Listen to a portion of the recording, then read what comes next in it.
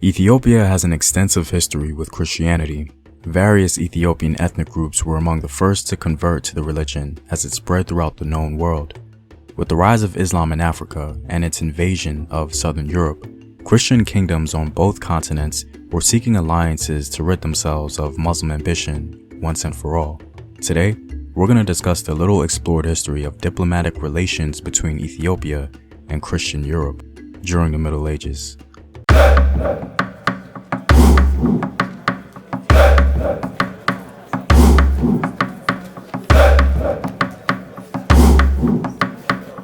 What up, African world? It's Home Team here, and welcome back to another video of African history, culture, and worldview. By supporting this channel on Patreon, you're helping in the creation of these videos and supporting this content. If you'd like access to full courses and sources, or you simply want to show your support, you may do so by clicking the Patreon link in the description box below. Italy was at the center of the Christian world during the Middle Ages. Talk of crusades were commonplace as Europeans desperately wanted to secure what they considered the Holy Land. Even though this history is told over and over again in popular culture, the agency of African Christians during this time continues to be left out. Ethiopian monks and dignitaries frequented holy sites and visited Italy. One scholar calls this history the Ethiopian Age of Exploration, as they engaged fellow Christians from outside of Ethiopia. Unfortunately, this African nation was in a sense cut off from the rest of Christendom because, geographically speaking, they were essentially surrounded by Muslims. In fact, Muslims occupied portions of Ethiopia itself, and with pressure from this Islamic world, both peoples, Ethiopian and European, found that they had a common cause. Despite our knee-jerk reaction to assign any racial tension to this history, for the most part, religious brotherhood no doubt outweighed any supremacist delusions for either side. I think Dr. Mateo Salvador puts it best. We know the ideas of blackness and Africanness in the Middle Ages were quite a mixed bag, a complex summation of fears, wonder, ignorance, and hope. On the one hand, we certainly have an association of blackness and remoteness with monstrosity and evil. On the other, the Africa-inspired iconography adopted in the arts as well as in literary productions is at times undeniably positive, if not deferential.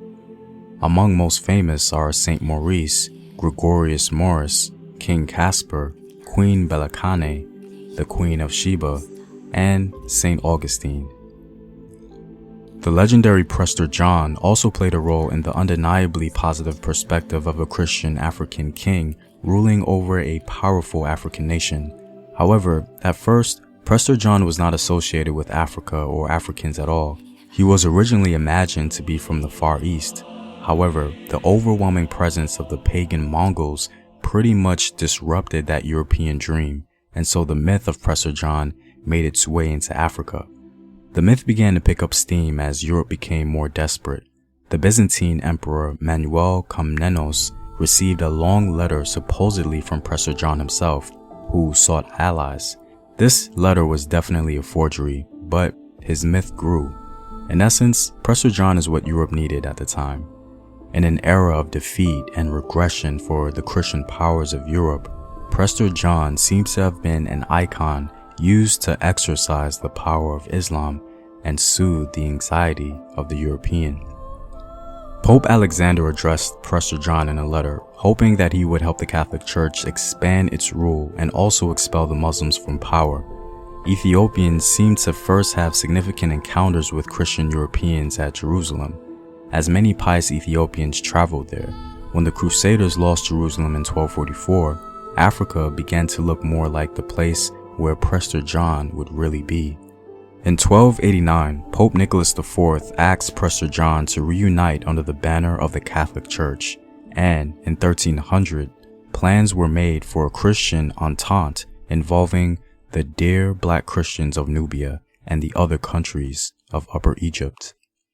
The first Ethiopian emperor to send an expedition into Italy was Wadem Ra'ad in 1306. This 30-person delegation was most likely sent to Europe in order to form an anti-Muslim alliance.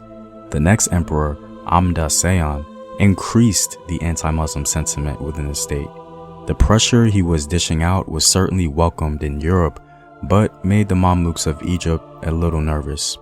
Whatever happened after that is called by some scholars as the Iron Curtain, as Muslims in Egypt or some other great anti-Christian power seemingly stopped Ethiopian and European contact. Despite this, the myth of an African Prester John persisted. By the 15th century, ideas of a Prester John became more tangible as more and more Ethiopian delegates entered Venice and Naples, attending conferences and exchanging letters. The most important of these conferences being the Council of Florence in 1441, its purpose being to restore order within the Christian world and reunify Rome with the Eastern churches. A pretty important event for African dignitaries to attend. This really establishes one of the points Dr. Matteo Salvador was making. Ethiopians were seen as genuine brothers in the faith. In fact, Alfonso of Aragon, in his attempt to find allies for expansion, went as far as proposing a marriage to seal a union between his kingdom and Ethiopia. To my knowledge, this was the only time a European kingdom sought to bind itself with an African kingdom. The letter never reached the Ethiopian ruler at the time, and so this never actually happened. Both Ethiopian and European elites saw Islam as a dangerous foe and felt naturally attracted to each other as ideal Christian allies. While the attempts to form a lasting alliance were inconsequential, they left behind a substantial paper trail that can shed light on the nature of the Ethio-European encounter. A rare glance into Crusader history informs us about Ethiopian eagerness.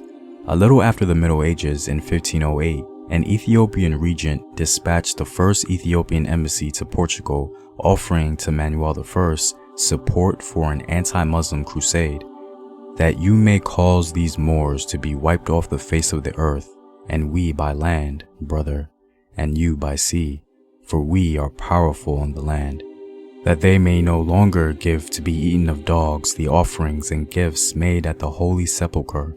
And now is the time arrived of the promise made by Christ and Saint Mary his mother, who said that in the last times the king of the parts of the Franks would rise up, and that he would put an end to the Moors. The Ethiopians seemed ready to fight. Ironically, however, it wouldn't be the Ethiopians running to the aid of the Portuguese, but the Portuguese running to the aid of Ethiopia. In 1541, the Portuguese intervened militarily in the Ethiopian highlands to prevent the fall of the Solomonic dynasty to the Muslims under their leader Al-Ghazi. This interaction between Ethiopia and Europe is very interesting, especially because we don't really hear much about it. However, the supposed brotherhood between African and European Christians didn't really last long, as the Jesuits destroyed the relationship in their eagerness to convert the Ethiopians. Well, I'm all out, guys. If you like these videos and want to help in its continued production, consider supporting the home team on patreon.com. The link is in the description box below. Know thyself. Remember your ancestors. Peace.